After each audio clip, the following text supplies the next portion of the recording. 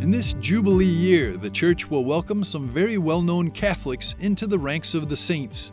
The most prominent is Carlo Acutis, who will be canonized on April the 27th during the Jubilee for teenagers.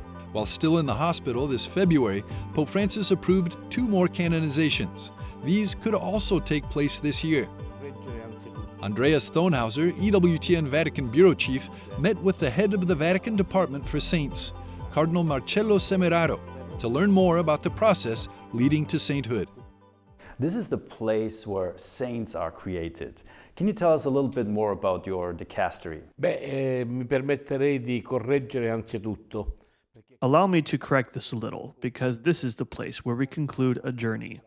It begins on a local level. At the beginning, we give a nulla osta, a go-ahead, if there are no obstacles. During the visit, Cardinal Semeraro presented the offices of his dicastery. He showed us the big archive, where all the documentation for all the so-called causes for sainthood is being stored.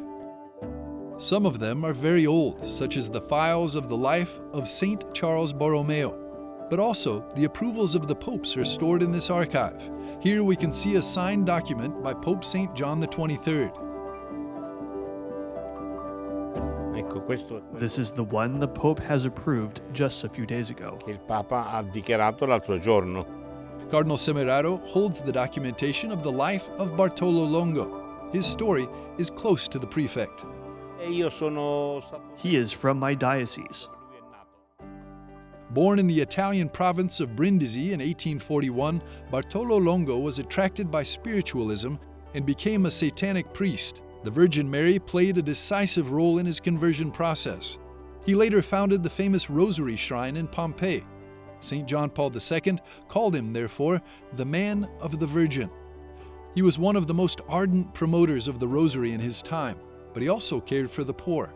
Adjacent to the shrine in Pompeii, he founded a large orphanage for hundreds of children. Even while he was sick and in the hospital, it was important to him to sign those documents. Noi gli abbiamo mandato I documenti. Well, yes, we sent him the documents with all the minutes and everything. Bartolo Longo was among them. He was a man who founded a city of charity. These are aspects that I think today's society is very sensitive to. It is better to be a Christian without much talking than to talk a lot and not live a Christian life. E non vivere da cristiani. Pope Francis just approved his canonization. The other recently approved cause concerns a doctor from Venezuela, José Gregorio Hernández Cisnero. Both causes came to a close in this special meeting room. È solo per avere una idea, quante cause sono discusse? How many causes are you discussing here every month? Discutiamo We discuss at least 6 causes per month. cause al mese. These discussions between cardinals, bishops, and sometimes medical and historical experts are vital for the canonization process. A life is being vetted from all angles, several times. For sainthood, usually 2 miracles are needed, one before and one after the beatification. These miracles are examined by medical experts to exclude human intervention in the healing process. A second factor is the connection between the prayer for intercession and the subsequent healing. Only when both factors are proven can a miracle be accepted.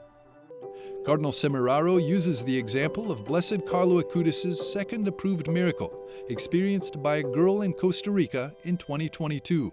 She had a terrible bicycle accident and almost died in the hospital from a brain hemorrhage. The miracle happened because she had a very serious accident, and she asked for the intercession of Carlo Acutis so that she would not die. And this is what happened. It was what we call a miracle that is decisive for us. The exclusion of human intervention is important. Per noi è determinante. Ultimately, it is the Pope who has to approve the recommendations of Cardinal Marcello Semeraro and his team. If there is one thing the Prefect has learned from his work, it's that sainthood is not just for heroes. E questo vuol dire che Holiness is not something that is realized in heroes, like those in Greek and Roman mythology, Prometheus, Ulysses, those great ones. Holiness is within the reach of everyone. It is a call addressed to everyone. St. Augustine said, "If he did it, I can do it." Pope Francis has followed this practice. Papa Francesco ha seguito questa prassi. Maybe it's the example of the Jubilee saints such as Carlo Acutis or Pier Giorgio Frassati, who will inspire all of us to live like saints, just like them.